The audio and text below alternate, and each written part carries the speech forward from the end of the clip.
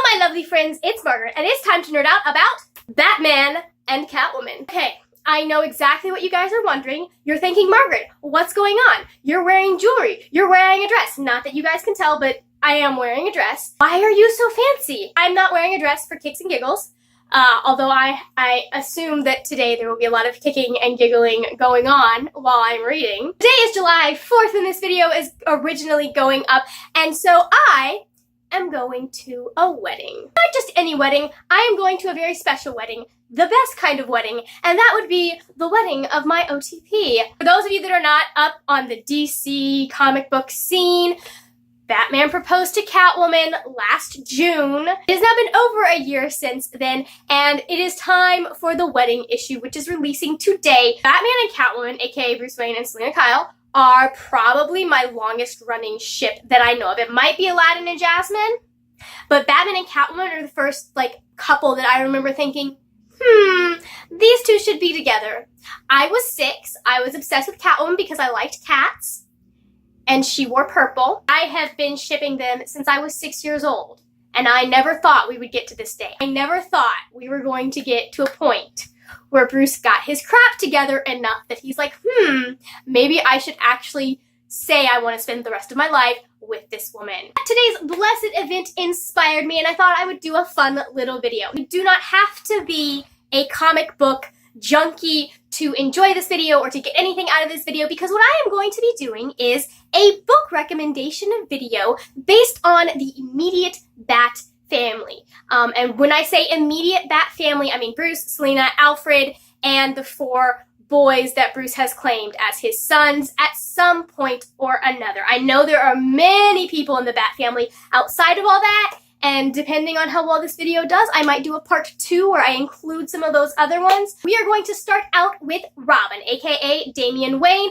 Bruce's only, at this point, biological child.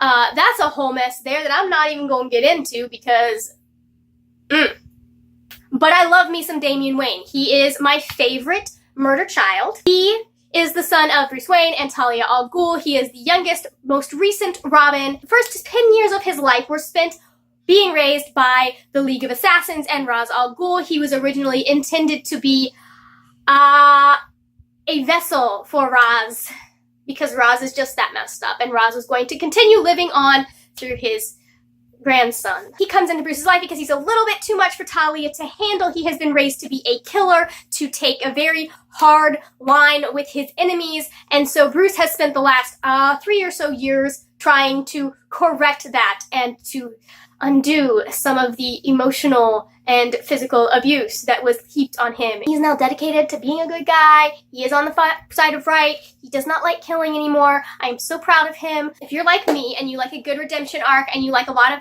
you like characters that start off one way and then slowly come around to the right way of being, I am going to recommend A Confusion of Princes by Garth Nix. A Confusion of Princes is about Prince Kimry. Now, he lives in this galactic empire where children are taken at an early age. And if I remember correctly, there's some criteria about the kids. If these kids fit this certain criteria, they are taken and they are equipped with biological and technical enhancements. So they're turned into kind of these superhumans that can be killed and then brought back because their memories are uploaded. It's been a while, so I'm a little foggy on the details, but I do know that he's been killed a couple of times by the time this story starts. There are a whole bunch of these princes, and they're very competitive, and they don't like each other. And so he basically graduates to full princehood, which means that he is a grown-up now, I guess, kind of like a coming of age.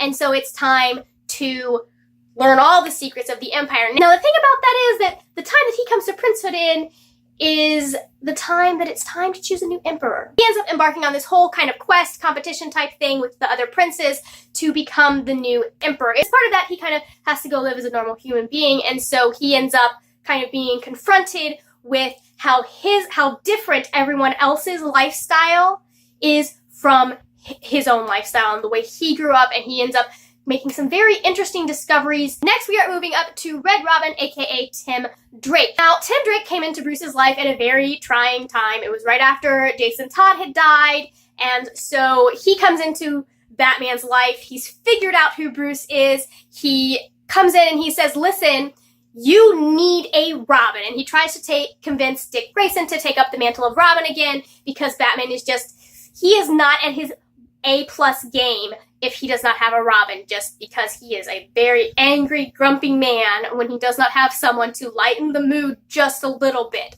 So he tries to convince Dick Grayson to take up the mantle again as Robin. Dick has moved on from that, and so Tim goes, well, if no one else is going to do it, then I will. Tim is probably the smartest of the Robins. Bruce has many times said that Tim is probably smarter than he is. It is at times been assumed that Tim Drake will take up the mantle of Batman when Bruce is done. Although now we have Damian in the mix, so there's some question in that, but back in the early 2000s, that was kind of the number that was running. Tim is much more of like an analytical character. He is very heavily emphasis on like the detective skills. Now, if you like Tim Drake as a character, I am going to suggest that you read Stormfront by Jim Butcher. Stormfront is the first novel in the Harry Dresden series, and it is by far one of my favorite series. Now, at the beginning of the series, he is a little bit, I am not in love with the way he always describes women in his books, but he's gotten better in the last few books. So I guess he's wising up. But Harry Dresden is a wizard living in modern times. He is also a private investigator. He ends up investigating all kinds of paranormal things that are going around in the city of Chicago. He is fun. He is witty. He is sarcastic. He gets into a lot of trouble. When we open up the series, he is under the watch of the wardens, who are kind of tasked with keeping the wizards of the world in line. And when he was younger, Harry made a mistake. According to some of them, they don't have a lot of gray area in their laws. But we're not going to get into that because this isn't entirely, we're just not going to get into that. So he is trying to solve crimes, but not get in more trouble, because if he gets in more trouble, he could end up with his head cut off. Listen, the Harry Dresden series has one of my favorite characters to ever exist, and that is Karen Murphy. I love her. She is amazing. But anyways, he is a really fun character. He has a talking skull named Bob. If you like kind of the detective trying to figure out who done it and who the bad guy is, Harry Dresden's for you. Also, it has magic, so where can you go wrong? Going up one more on the totem pole, we are going to be talking about Red Hood, aka Jason Todd. As I mentioned earlier when I was talking about Tim, Jason Todd was the second Robin. Bruce caught him trying to steal the tires off of the Batmobile, and being Bruce was like, well, instead of punishing this child for trying to rob me, I am going to take him and train him and give him a better life. Along that journey, he spent a few years as Robin, but then in 1989, the fans were very mean and they voted for him to die. And so the Joker killed him, wrecked Bruce, wrecked the whole, like, Bat family dynamic. However, he did not stay dead. I've seen competing stories. The one that I remember and know is there was a Lazarus pit involved, and so he was raised back from the dead. He comes back from the dead. He is seriously messed up because with his background, plus the head trauma and the physical trauma of being beaten to death by the Joker, he's gonna have some problems. He is a villain in the Batman universe for quite a while, kind of like, maybe not a villain, but like an anti-hero, taking out some of the bad guys. He takes up the moniker Red Hood. However, he has since then kind of pulled himself back. He still doesn't quite operate by Bruce's rules, but he does have a very strong sense of justice and what should happen. Bruce lets him continue operating in Gotham because he says Jason can do things that Batman can't, namely kill people. To be real, guys, some of these guys should have been dead 50 years ago. I'm looking at you, Joker. I am looking at you. He's never gonna die, but I wish he would. If you like Jason and you like kind of that black sheep of the family thing, I would suggest reading A Darker Shade of Magic by V.E. Schwab. A Darker Shade of Magic follows Kel and Lila, both characters that would get along famously with Jason Todd. Let's be honest. Oh boy. Oh, the trouble that Jason could get into with Lila?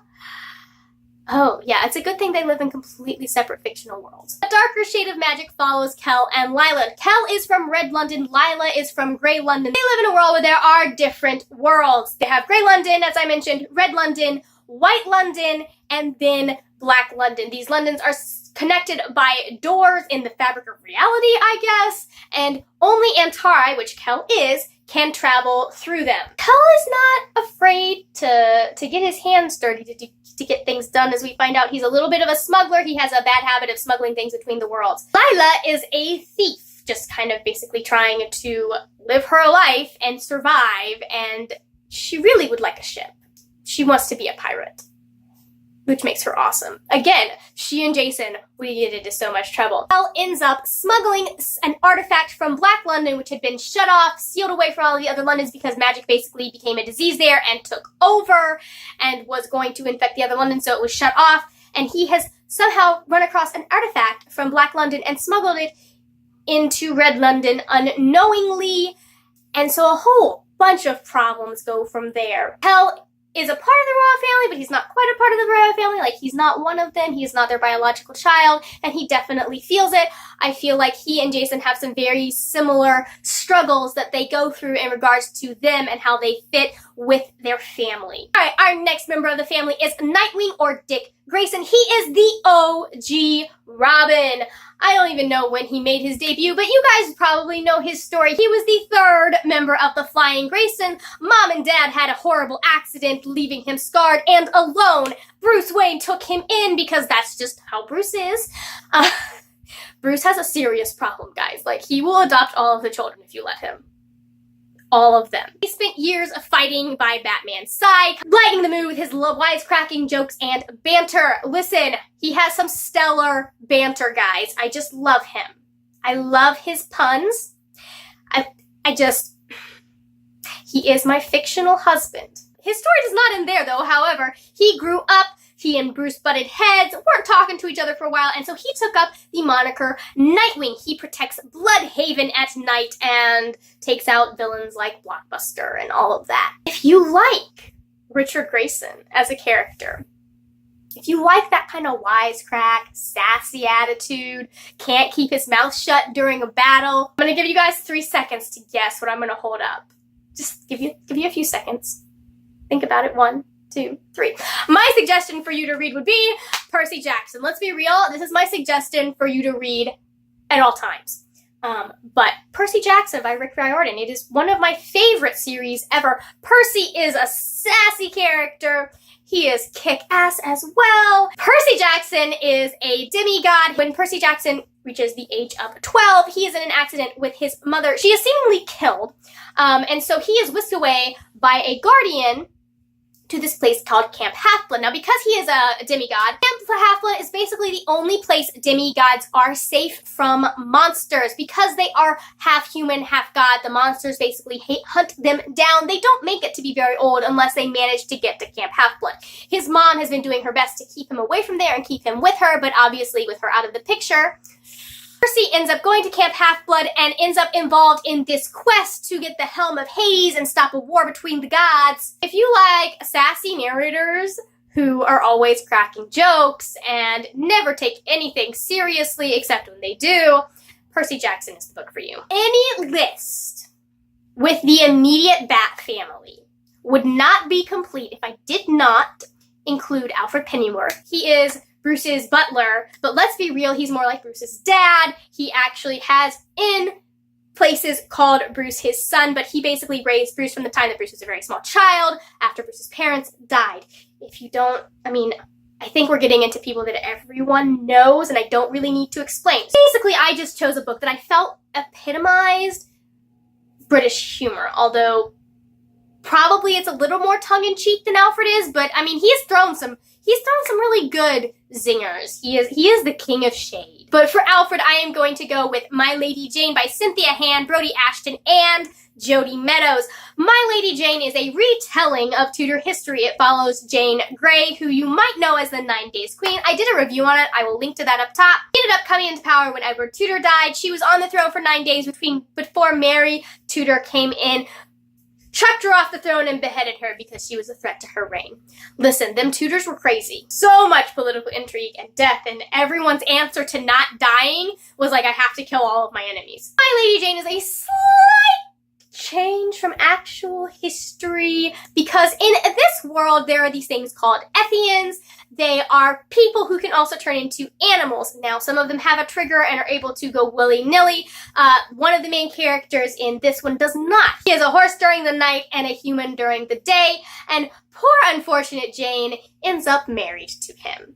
This is it's like a witty, wry, tongue-in-cheek take on an alternate history, and if anyone knows anything, Margaret loves alternate histories, especially alternate histories that I enjoy more than what actually happened in history. It's a wild ride the entire time, guys. It's just so much fun. It was so clever. You got to see so many historical figures and see them in a completely different light, and let's just say Mary Tudor gets what's coming to her. Alright guys, we have made it to the big two. My fave of all faves, the fictional character that I have loved since I was a small child, and that would be Catwoman, or Selina Kyle. So do I need to explain? Selina Kyle, she is Catwoman. She grew up on the streets of Gotham as an orphan, so she ends up finding her way into kind of stealing things, and so she ends up deciding that she wants to move in the upper echelons of a Gotham society, and she kind of starts taking from the rich and giving back to the poor. Now, she chooses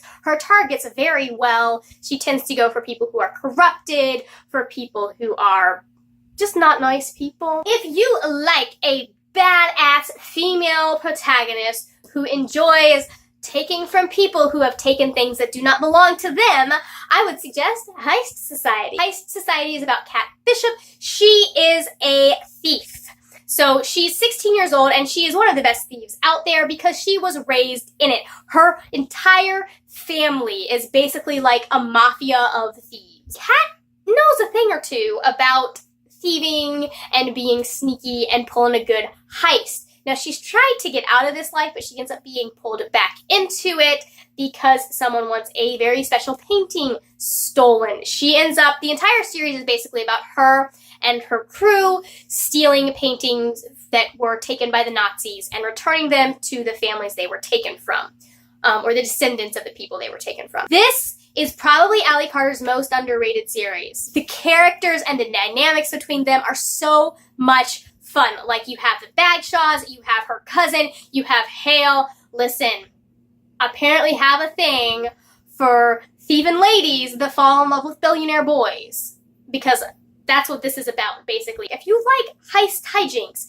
and crafty girls who like rich boys, I would suggest this one. We have made it to the big kahuna. Bruce Wayne, Batman.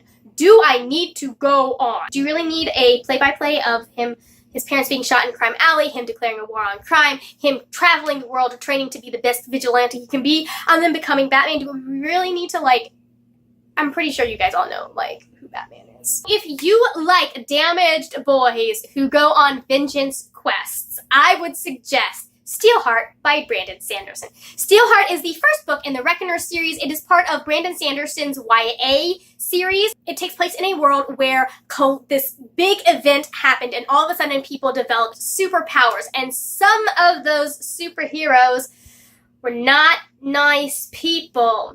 One of them killed David's father. His name is Steelheart. He is basically he rules his part of the country with an iron fist. He is a dictator. Just think of an evil Superman, and that's basically who you have. David, our main character, was trying to join the Reckoner. David wants to join the Reckoner so that he can take out Steelheart. That's his main goal in life. He wants to take out Steelheart for his father's death. However, Steelheart is pretty much impossible to kill. No one has ever seen him get hurt or bleed except for David. I love Brandon Sanderson. He has such wonderfully crafted world, and it was really interesting to see him kind of take on a dystopian type world, because he usually writes high fantasy. The Reckoner series is probably my favorite so far of Sanderson's books. It's just full of twists and turns. There are developments that you do not see coming. If you want a fun team vengeance quest, this is the book for you. My final recommendation, I am going to wrap it up. If you like great team dynamics, if you like the Bat family as a whole, if you like how they work together and how they're dependent on each other and how they plan things out, or how Bruce plans things out, I guess, then I am going to suggest that you read Six of Crows by Leigh Bardugo. Alright, Six of Crows is my new favorite. It is rivaled only by Heroes of Olympus, because Heroes of Olympus has my favorite book in it. But this is not about that.